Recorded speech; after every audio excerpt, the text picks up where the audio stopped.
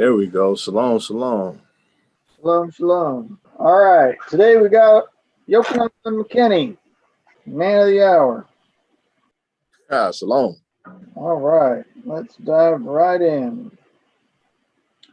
Prices aside, Ford, Chevy, Dodge, or Jeep Gladiator? Would it be counted less manly if I said Mercedes?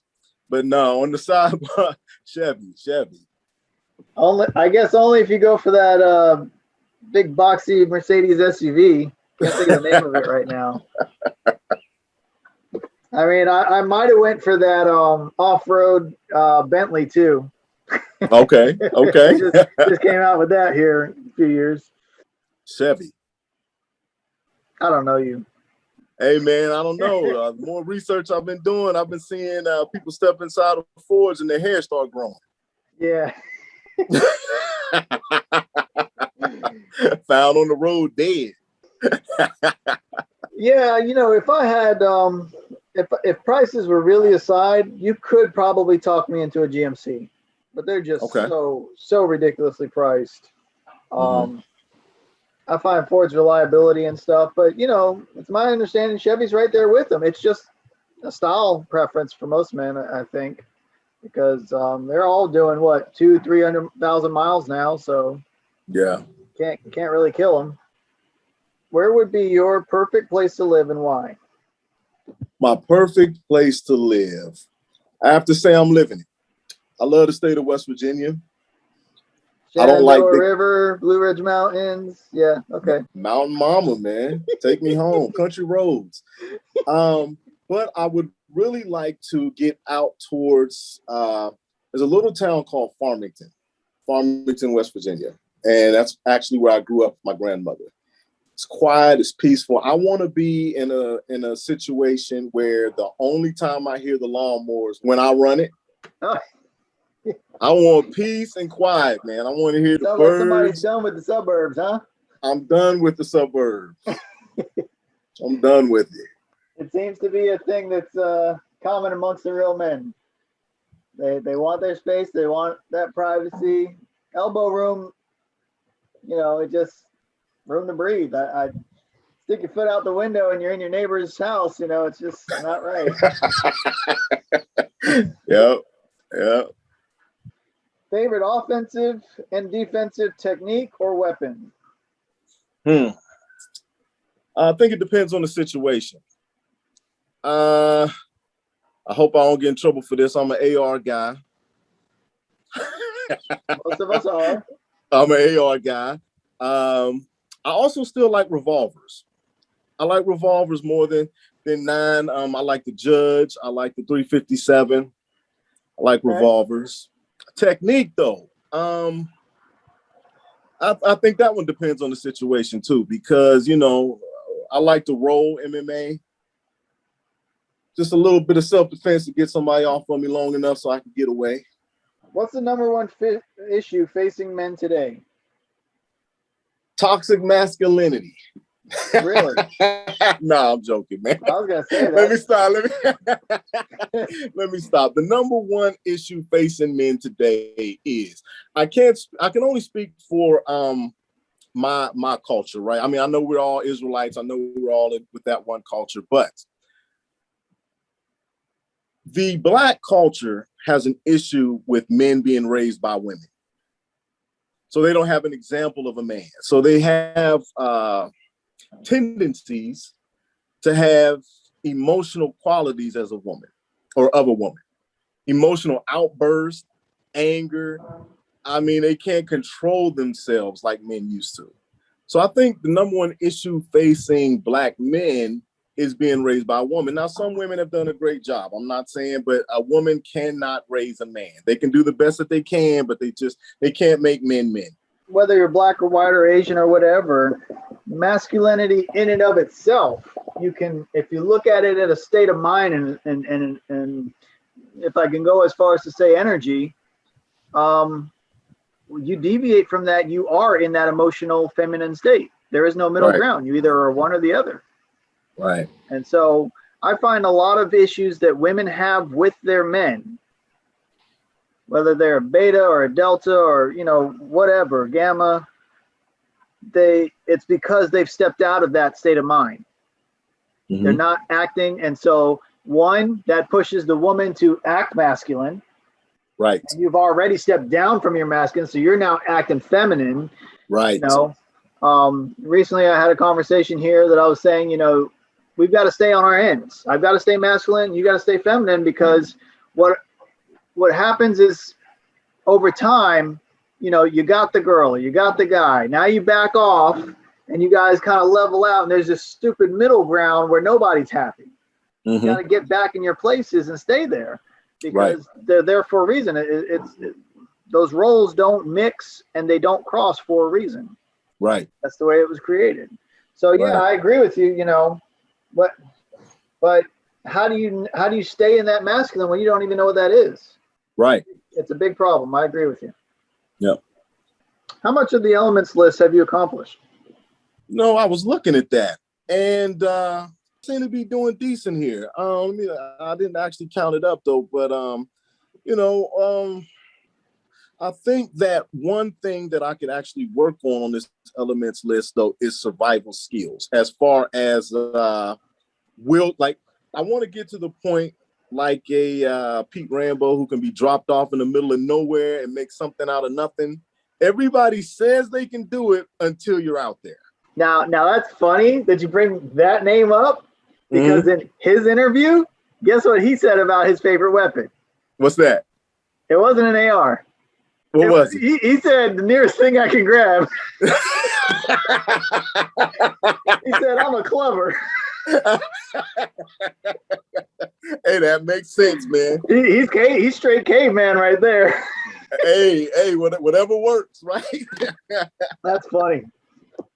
But yeah, everything else though looks for legacy. Legacy is something too. Now, did you catch that differentiation I made there? Because in the book, I will be making a good point of that. Like estate planning and legacy, I separate those two. Legacy is you know how people will remember you, the way that the effect you had on those around you, versus your estate planning is you know, something different. So I just wanted to make sure. With legacy,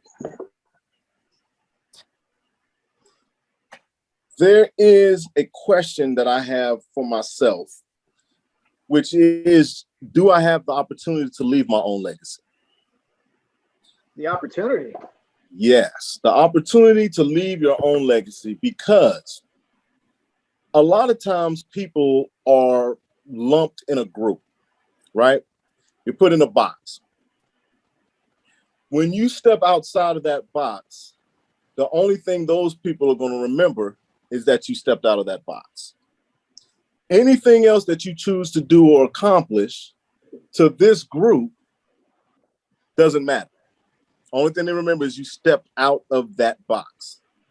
So I guess the question for me with legacy is, am I brave enough to continue outside of the box and not conform to a legacy or what people think that I should be?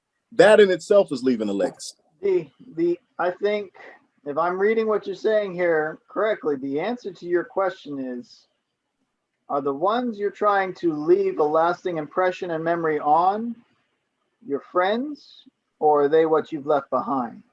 Right. Because if you're not Torah, you're not Torah. Right. All right. I guess I was reading you right. Right. I hear you. Yeah, and for those that just don't get it, look at you like deers in the headlights. Your heart goes out to them, but can't help you. Right. So in their mind, you know, it's you know, I always thought about, well, man, you know, when I die, what will they say about me? What will people say? And one of the things that I hope that people say is, he stayed true to who he was. He held on to his beliefs, his convictions, and he stood firm in that. That's good enough. Now, for my children and things like that, that's something different, you know, because your legacy, if you're not going to be written about like the great men who have passed along, you know, if you're not going to have songs and stuff written about you, then everybody else, their perception of you is going to be their reality regardless. It's true. What elements of manhood were you taught as a child? Wow. How much time you got? Go ahead. Oh, man. A lot of them, because I was raised by men. Before or after I left Farmington, which was when I was very small with my grandmother actually is a patriarchal nightmare. Hold on one second, my alarm went off. She's a patriarchal nightmare, man. And I say that because coming from the time period that she was born in, a woman who did not have certain skills or survival skills or any type of understanding of how to protect herself, it's not good. It wasn't good. My grandmother could chop wood, fish, hunt, the whole nine. Rugged outdoors woman. Think about Oprah Winfrey in The Color Purple. And then you have my dad, who was, well, man, I forgot about my granddad. Both of these men were just old school rough men. They didn't do no crying, wasn't no playing with no toys, watching Winnie the Pooh cartoons, none of that. I wasn't allowed to do none of that. So my mother actually worked second shift.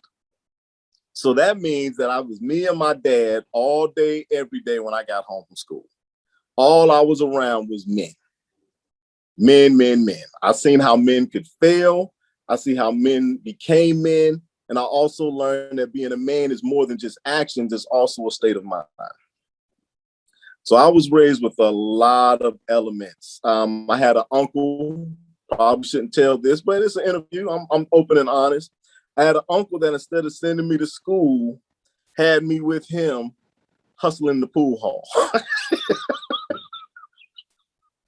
I'm shooting pool and I'm like 8, right? So I'm not saying that that's, a good man, but I'm just saying I was just always around men. So I was raised with a lot of elements. All right. I will point out on the grandmother thing, there's nothing wrong with being a rugged woman. Men want a feminine woman, and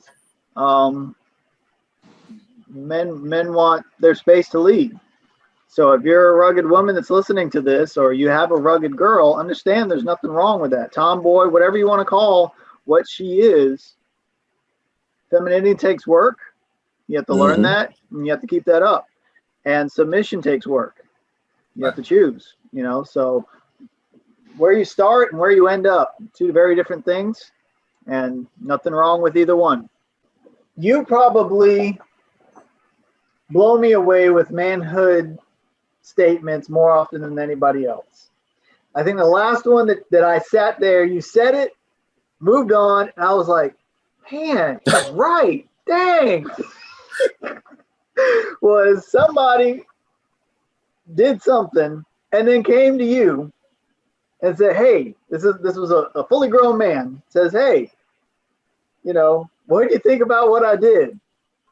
And you're in private conversation, your reply to me was, first off, you don't come to another man and ask a man how you did. You just do it. And I'm like, dang, man, he's got this so deep.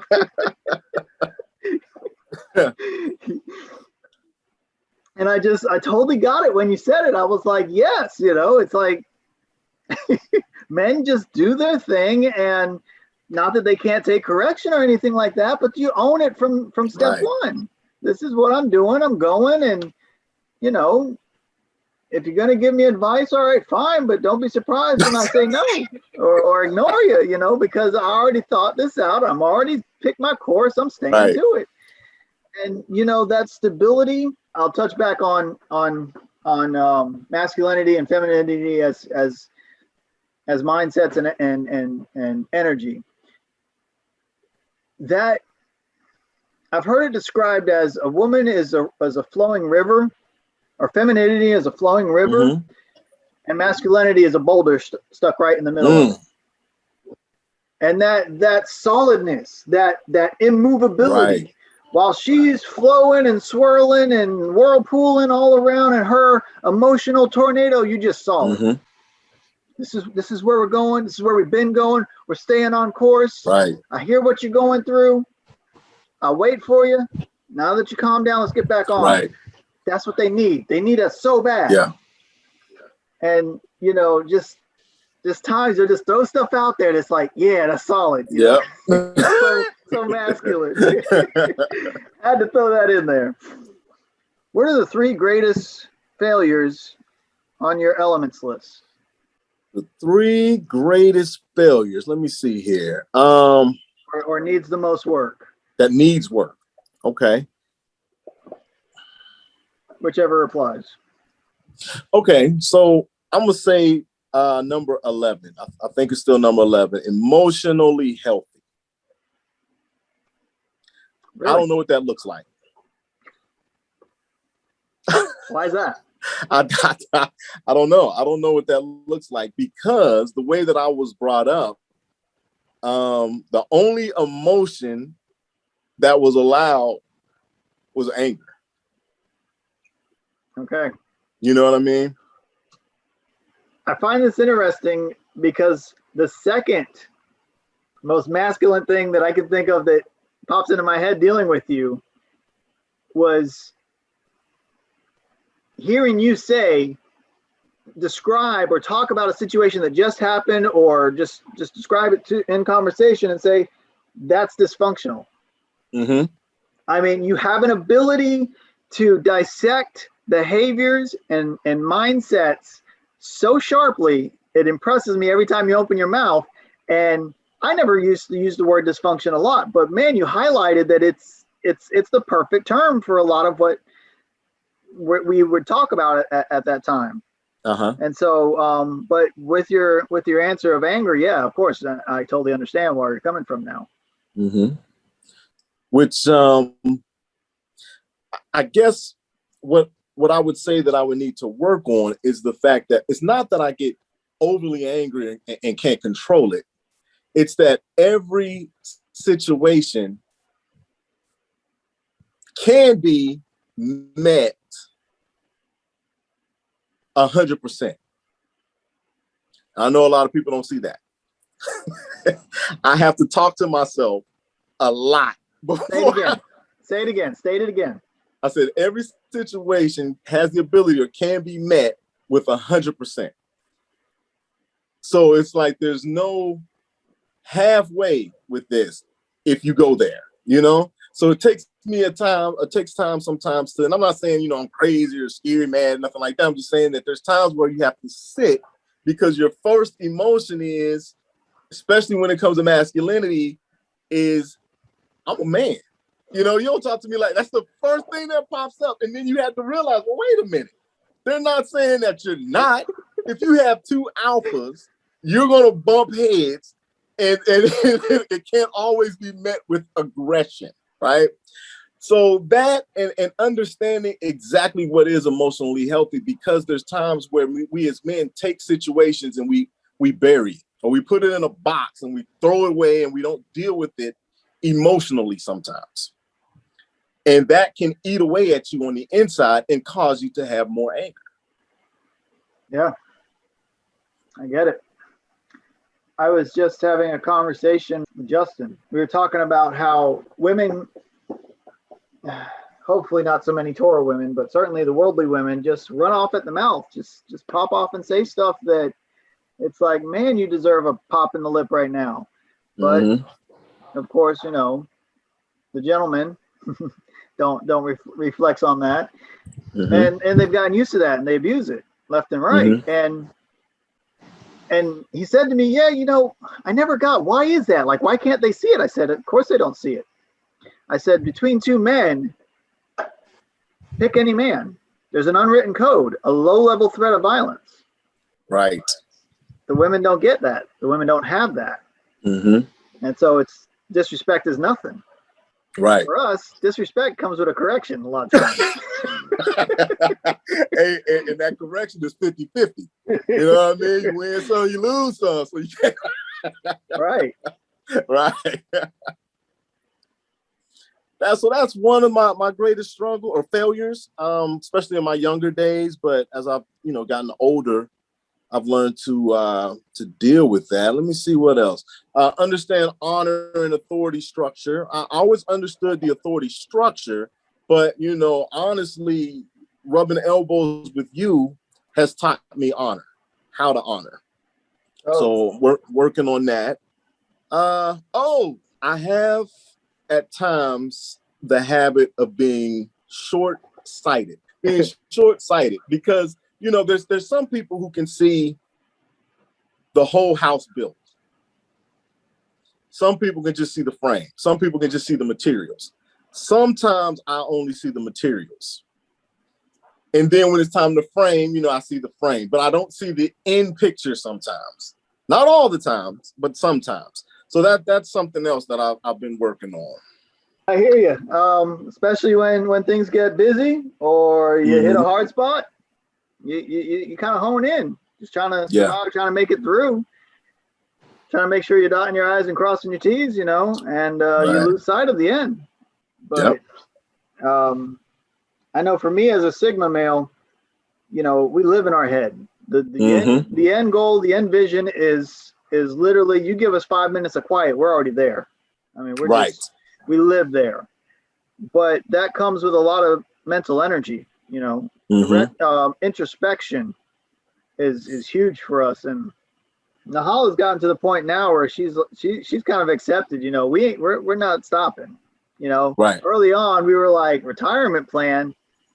Sure, let's pack some cash away in this, investment or whatever, but there ain't no retiring. Right. She understood, it didn't take but a few examples for her to understand, if she didn't already, that retirement, you drop dead in like 3 years after you retire. Their health goes down almost immediately. But self-improvement is just right there on a Sigma's list constantly. And so we literally just sat down the other day and I said, I'm proud of where you've come and where we're at. Just remember, this isn't it. Oh, we made leaps and bounds, but we're still going. You know what? That's one thing that I actually admire about you, is that your vision is it's so much further than most people. That's why you get irritated when people are doing things that are detrimental to the building of the nation, because you see how the nation is supposed to function, right? You've seen this. You have this imagery of everybody putting money into the community or the Israelite community and invested and having dealerships and hardware stores. You see that vision, where most people are like, man, where do I even get the paperwork? You know what I mean? They haven't even got it. So I admire that. People are like, I'm still trying to read through the Bible in 1 year. Honestly, man, it's like, don't get me wrong, Torah is huge, and your verseness of that is important, but the instructions of the Torah go more to, it's not just about memorizing words on a page. Right. It is literally instructions for your life. And the more of those texts you implement and put into action, the more comes off your plate about being worried about it. And you just find yourself walking in that perfection. Hey, you got to walk it out. Right. That's the point. Yeah. Agreed. What is your greatest struggle in relationships and family life? Ooh. Being present mentally. Yeah. Being present. I have a tendency to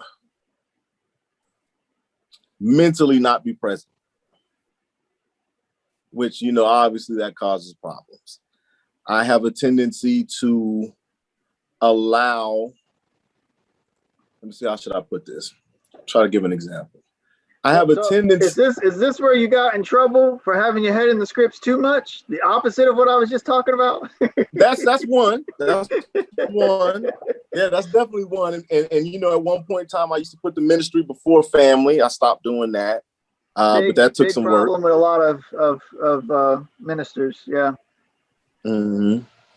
And I've learned to, I don't know if you know this, but I've been distancing myself a little bit from time to time, just for that purpose.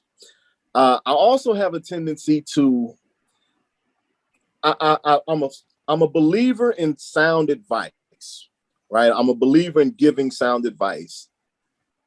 But once you don't take it, I have a tendency to allow people to wallow in their own mistakes. Sometimes that's a good thing. Sometimes it's not. And I have to do better at, discerning when it's a good time and when it's not. But I can't blame everything on my pops, but that's just how I was raised. Hey, what's that old saying? You made your bed? Lie in it. Lie in it, right? Yeah. So I think that's the biggest thing is not being present mentally a lot of times. I personally struggled with that greatly early on as I got into deliverance. And first off, I'm not even say start there. I was a simp. I was raised by women, and women to say betas and others are women worshipers, I think is beautiful as one of their definitions because it encapsulates their behavior so well.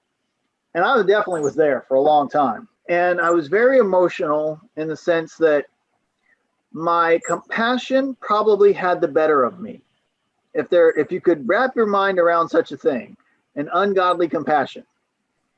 Because I wanted to care for the trees and the people and the babies and the planet and the you name it, man. My heart was breaking over it. And it was like pulling myself out of that was very painful. It was very hard to kind of wrap my head around. It's not so much that I don't care anymore. It's I have to care about what is important more. I have to prioritize things in my life. All leaders do. All heads of families do. And you go from there. I care more about the top priority and I care less about the bottom priority. Right. So if there's a paper bag rolling down the street, it's trash in the street. The only piece of trash, yeah, but it's not high priority. If I have nothing else going on, I can go pick up that trash. Right. If there's a crackhead lady under the bridge, that's sad, and she's hurting, and I'm sure she's got this whole story and stuff. But at the same time, I also have to go finish making my buck today. I can't just, I got a business to run. Right. On the weekend, if she's still there, okay, maybe I'll do something about it. Here's a can of sardines or, whatever. Can I take you down to the local shelter or something? Get you some help. She's not high on my priority list just because I just saw her. My heart still gets tugged. The compassion is still real. I believe it's still of Yah. Those emotions are on the one hand, women like to say that they're not there, but for us men, they're there. We just don't let them get out of hand. We can't. Right. I found it very hard not to care about everybody. Not to want to minister to everybody. And it was actually my Sholiach that really nailed me on that.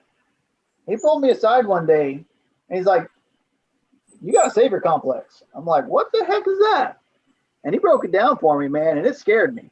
Yeah. He broke it down and it scared me because I realized I was trying to save the world. And I knew full well it was costing me all kinds of energy to be in that state of mind. And I needed to shed that. So now, yeah, I give advice once and turn them loose as well. Yeah. Now maybe you're right. Maybe I've gone to the far extreme in my correction, and now over the years I will hone somewhere in the middle. Again, I was just telling Justin yesterday, same thing. There's a lot of things to do with manhood and masculinity. It's a balancing act. Yeah. You've got two sides. You got a ditch on both sides, and it's up to you to decide where the middle of the road is. Right. And run it. Right. Because ultimately, that's your show of strength right there. Right. How far do you fly off the hand, and how far are you compassionate, or in the middle? Yeah. When did you embrace your manhood? Man, I think manhood embraced me, but when my first marriage ended, and I was in the middle of Chicago, Illinois, no friends, no family, a TV, a car, and clothes. That's all I had. So you have two options. Well, actually three. You can beg that she stay with you. Right? That's one option. Option two, you can go home, but going home means that you failed when you moved. Going home means that you're gonna have to live with your parents as a grown man. That's not gonna work. Or option three, which was, let's get out here and make it work. And that was short story. Monday, when she told me that, this thing was over, she didn't want to do it no more, I was out of the house and had my own apartment that Friday. That's when, that's when I embraced it, because it's like, okay, now I got a place. What do I eat? How do I eat, right? How do I eat? How do I pay all these bills with the job that I had at that point in time, which wasn't making any money? So what's the logical thing? Well, you either got to get two jobs or a better job. And I went through all the necessary steps, and I made it in Illinois after that 7 years. Wow. And every opportunity, I stepped up a notch. I went from a studio to a one bedroom to a two bedroom to a town. You know what I mean? I kept climbing the ladder. So being able to stand on your own 2 feet without friends and family, that is when I was forced to embrace manhood. I wrestled with, when does a man become a man? Mm-hmm. And ultimately, I'm not 100% sure this will be in the book or anything like that, but when a boy gets his first job, what can you say after that? I mean, what can you really do? What can you have him do? What can you give him, talk to him about? It's, to me, I don't know that I can get around that. I think that's just, if it goes in the book, that's the way it's going to go, because after he's had his first job, he is a man. Right. I look at photos of 10-year-olds working the railroads. Right. Sorry, that's a 10-year-old man. Right. I mean, he may not spend his money wisely, or he may go home and give it all to mom and pops. He may not be able to hold the same weight that the grown men do. He may have to do the smaller jobs. He's doing more than some 30, 40-year-olds are today. Wow. And, right. I just don't see how anybody can get around that. Really, I've been chewing on it for a while. When a boy takes his first job, he stepped into manhood. Yep. I believe so. Yep. And similarly, in a lot of the tribal scenarios, you make your first kill. That was you provided for yourself right there. Yep. Mm-hmm. Describe some of your family culture, the choice made, the things you've implemented in your home. Currently, we went to a more tribal mindset. This is going to be good. Which, yeah, I mean, it took a minute to get there, but reading Torah and learning how to apply Torah, and pulling this into a more I want to say patriarchal, but it was patriarchal, but a more patriarchal format, including the children that are out of the household. I got tired of them running around doing their own thing, but yet still representing the family. So I may be wrong. So if I am, I know you'll say something. But if you don't represent the tribe, you don't care about the tribe, then you're no longer part of the tribe. You no longer represent this tribe. Now that was tough, but those are the things that we've been implementing. Yeah, those are the things that we've been implementing. We've been moving more towards a family unit instead of a lot of people. Everybody has their own goals, their own dreams, their own aspirations, and everybody's doing their own thing, and nothing's united. Everybody's end goal is themselves instead of the betterment of the tribe. Not only us, but those who come after us. And you're talking about grown children here, right? Right. So especially true. Right. So yeah, that, and I'm trying to think a healthier living, if that counts. Diet, exercise, working out. We've jumped back into those things. But I guess that's about it right now. That's about it that we've just started implementing and getting back to. All right. And a lot of that, again, I owe Pete. You know, I took Pete's mantle and we made our own, and we've been rolling with it. You know, we've been rolling with it. So, what's the most manly thing you love to do? Talk to Boaz. Come on now. That is it, man. That's the most manly thing that I like to do. Now, honestly, I don't know. I don't know what that I love to do that's would be considered manly. You know, you bring up a good point. I've really chewed on that question for a while. Because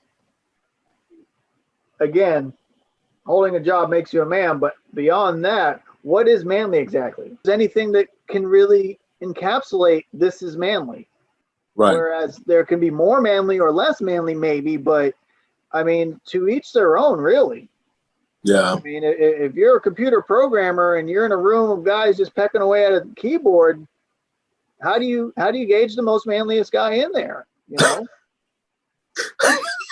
And if everybody's, you know, in a spear tossing, you know, is it really the guy that tossed the spear the farthest that's the most manly? You know, right. We really need to get a hold of this because we've got it out of whack. So I'm looking forward to diving into Torah and history and see what I come out with, because we don't even know how to answer that question. I don't even know how to answer that question most of the time, aside from holding a job, like I said. What is your greatest fear as a man, and how do you address them? It's going to sound cliche, but it's the truth. I fear failure. Understandable. I fear it. I mean, that was my driving force in Chicago. That is my driving force with, you know, why I go full tilt on certain things, because I have a fear of failing. How do I address them? I don't fail. No, I mean, I literally take, you know, when I do fail at something, instead of getting down and sad and upset about it like some people, I try to learn from it. And then I go twice as hard the next time. Yeah. So, and you make lemonade. Yeah. Because, I mean, there's just some times where, you know, what you've set out to do, things just didn't line up. It's not that it can't be done per se. It just wasn't for that season. And you just take what's left over of the ashes, make a little lemonade, and make the best of it. Keep it moving. Yeah. For me though, fear itself. I get fear. Yeah, I get aggravated when fear tries to creep in. Yeah. Zach, the revolting man, he talks about he can't stand irrational behavior on fear. Hey, I love that guy. I've been watching his videos, man. So I hope he sees this. I love that guy, man. And his David Wilber one. You know, he was my first interview. Okay. And I knew he had to be my first interview. I knew it. Mm-hmm. I was like, if I'm going to be interviewing real men, the guy is just, if I could lovingly say a brute, then I would say that. You know, he's just, he's so spot on when it comes to masculinity. It's like, man, I can learn so much from this guy. That guy, man, I was so hyped, man, listening to that, man. I felt like I could go out and fight about 5-6 dudes at one time. He had me so hyped, man. He's got a big heart too. Yeah, it was a good video, man. It was. Yeah, the man's a machine. Yeah, it seems like it, man. on several levels. Do you have any hobbies? You know I have a hobby, man. I'm a bookworm. I know that. I like to read. Yep. I like to read, man. Yeah, I've often asked myself when I send you something, how quickly is he reading this? Because I've got a pretty healthy speed of the rate that I read. And I often wonder, as much as you read, if you have the same. What does your personal motivational speech sound like? When you are facing an issue, when you made a mistake, when you are trying to get yourself out of bed, when you're trying to motivate yourself to take on something you really don't want to do, what does that speech sound like in your head? Man. Well, first off, I know what it sounds like when you get out of bed. That's hilarious. Oh, yeah. You gotta share that one. Man. Another day, man. Another day to hit the ground running for your hoosh. Absolutely. So mine is not original. It's not an original self-motivational speech. It's one my dad used to give himself. I would hear him, when he would get up for work in the morning. It'd be 4 or 5, and I could hear him. And he'd be like, all right, let's go. If I don't go to work, man, I can't pay the bills. Can't pay the bills, I can't eat. If I can't eat, I get put out. If I get put out, if we just run down the list, and then you would hear, let's get it. So I kind of picked that up from him, man. My mom can tell you that every morning, because I know when I worked, at one point I had a job where I had to be up at 2 a.m. That was, it was rough for me. It just, me at 2 a.m., I can do it, but every single day I was like, this isn't what I'm supposed to be doing in life, right? And every morning I have to give myself that motivational speech because it's so easy. It's so easy to just say, nah, I'm not going. And hit the snooze or whatever. So, yeah, that's what it sounds like. I love that. You know who I love that most for? Procrastinators. Oh. Because you see, if you look at a procrastinator speech, it's I got to do this, but it can wait. Mm-hmm. But you're going to be a lot less prone to say that if you layer all the repercussions of your waiting one on top of another the way he did. That is awesome. Yep. It makes it so overwhelmingly negative that what you have to do looks easy. Right. And that was his motto. The hardest part about doing a job is not wanting to do it. Yeah. He would always say that. Wow. Man, I wish I could have met him. Man, he'd have fit right in with this group, man. He loved men. Like being around, men who would take charge, men who didn't have to ask their wives if they could go to the restaurant. Yep. Yep, that's funny. I had that conversation. I've had it several times, I think, but when I realized the first time that came across my mind, I was like, that's straight up indecision. I got to stop that. But the problem for me is, why I say several times, is because I really don't care what we eat. I'm not a foodie like that. Let me put it to you this way. My first try at cooking, in my early 20s, I think, maybe my late teens, maybe. I took different meats, beef, fish, chicken. I put them on a skewer. I put them on a tray. I put them however I decided to do them with no seasoning. And I did it over and over. I said, I need to learn to enjoy these different types of meats for their flavor, for what that animal tastes like. So that if I'm ever in a survival situation or if I'm ever in a tough spot, it doesn't matter that it tastes like nothing. I eat, I go on. I don't really savor my food either. Right. I just want to get it over with, And so that's a good point. On the other hand, Nahala is a foodie. So I'm oftentimes saying, where do you want to eat?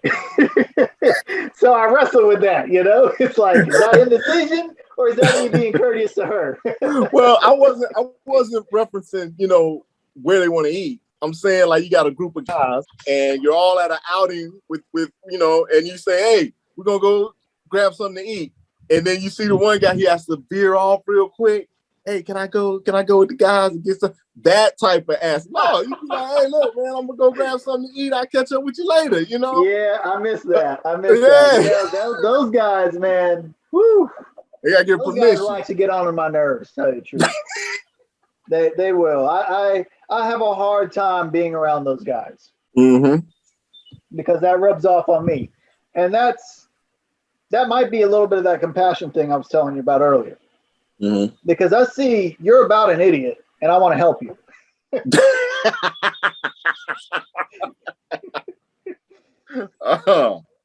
That's all I'm going to say about that. I'm going to go on forever on that one. Whew. Praise, worship, intercessor, or other? I didn't quite understand the question. Do you have a tendency towards one or the other? Do you enjoy indulging in each of them equally? Yeah, I think in the role that I've been called into, I do a little bit of all of that. Current goals, dreams, or projects? Current goals is to get that house, like I was saying, out there in the out in the boondocks. Dreams or projects. If that doesn't come to pass here in the next, because we've been pursuing it pretty hot here the last couple of weeks. We actually had a bid in on a house, but the realtor, there was a miscommunication with getting pre-financed first before making the offer. And we were pre-financed, but nobody brought that up as a question. So we made the offer over email and then they never carried it out because they were waiting on ours. So that fell through. But if that doesn't happen here soon, what I want to do as a project is build onto this back porch. I want to build the deck. I don't want to pay nobody to build the deck. I don't want nobody to come in and build the deck. I actually want to build the deck. Hey, man, if it's crooked, it's crooked. You know what I mean? But hey, that's the project. These are things that you know you're not gonna learn unless you do it. Were you raised effeminate or manly? I think you already know that. Yeah, you kind of answered that already. Hey, what they call no soy boys over here, man, growing up. Let's go from between under your father's roof to where you literally struck out that week. Between Monday and Friday, had that apartment by Friday in Chicago. What was that? What was that space from the time you left your father's house to that point? Were you operating in a masculine frame or were you a pushover? I was operating too masculine, to be honest with you. I know they say there's no such thing, but no, I believe there is. Yeah, I had a overly dominant personality, over dominant, and that's find that hard to believe with some of the talks that we've had. Well, in that situation, now that brings new perspective on you saying, "Chill out." Yes, man. Yes, it was always 0 to 100, man, and I understand why it didn't work. You know what I mean? I understand now because years later we've had conversations, and that's part of the problem. You know, it was my way, no other way. So in that time between then and there, but you know what? There was a time where I kind of laxed. I kind of laxed because the upbringing was so strict that I didn't want to adhere to that. So I kind of broke rules and kind of did my own thing and then kind of fell on my face. And then when I reinstituted that structure, I took it to a whole nother level. I mean, I was like the military on myself, you know? So about what age were you when you reinstituted? Oh, man. About 24, 25. And when was that Friday that you got your apartment? That was in a time frame. I was probably about 27 at the time. All right. So yeah, 25. Really kind of the I think the sweet spot for men that have things going for them to find themselves right there. Yeah. Yeah. Those that don't, it can be about 30, 35 even. But when you got it going for yourself, yeah, that mid-20s, I think, is where you kind of step right into your own shoes. Yeah. And from 20 to 25, man, it can break you. You can put yourself in a whole lot, because I mean, I was putting myself in a lot of situations that weren't beneficial. You know, praise y'all that none of them had any lasting impact that messed me up, you know, credit wise or jail wise, your record or anything like that. But yeah, that's that time frame, man. When people are looking for themselves. And that goes, we won't get into it too much, but that goes into that, what age for a man, what age for a woman, Right. Men want to be able to, men should be teaching their women. And you don't have a whole lot to learn from an 18, 20, 25-year-old. Right. And if you're a whatever age man trying to teach a 25, 30, 35-year-old on up woman, she already knows it all. So anyway you want to cut that, you want a young lady to an older man. It just works. Yep. 1 acre, 100 or 1,000 acres, all to yourself. That's a lot of land, man. I'll be cool with 5 or 10. 5 or 10, man. That's a lot of land, man. All right, so you ready for the rundown? Yeah. So far, I've gotten. There's no such thing as too much. 100 will do me good, and I'm good with 5. Which is exactly why I stated the question that way, because I knew there would be those that say, you got to keep up the land, you got to protect the land, you got to maintain it, and then there are those that are like, shoot, give it to me. That's a lot of land to cover, man. I actually watched a video today. A guy had, I think it was 30 acres, and he was just, on his ATV, and he was taking you through it as a virtual tour, and it's like, wow, that is a lot of land to maintain. Yeah. And he would find like, tents, beer can, all types of stuff, because you can't monitor that much land. But to each his own. Yeah, 5 to 10 acres per family. If I was to make a community, I think that would be a great, somewhere in there. Mm-hmm. Minimum would be the way I would set it up. Yeah, because that gives you options. Even if you rent it out, okay, fine. But when you get smaller than that, I think you're just headed to the suburbs. That's right. what you're trying to get away from. You're trying to go for a sustainable generational setup. Yep. Fully self-sufficient or business owner? Which one? I'm on the fence. I would love the idea to be fully self-sufficient, but being a business owner kind of makes you self-sufficient. Yeah. Most guys, first thing they say is, I didn't know those were mutually exclusive. Yeah.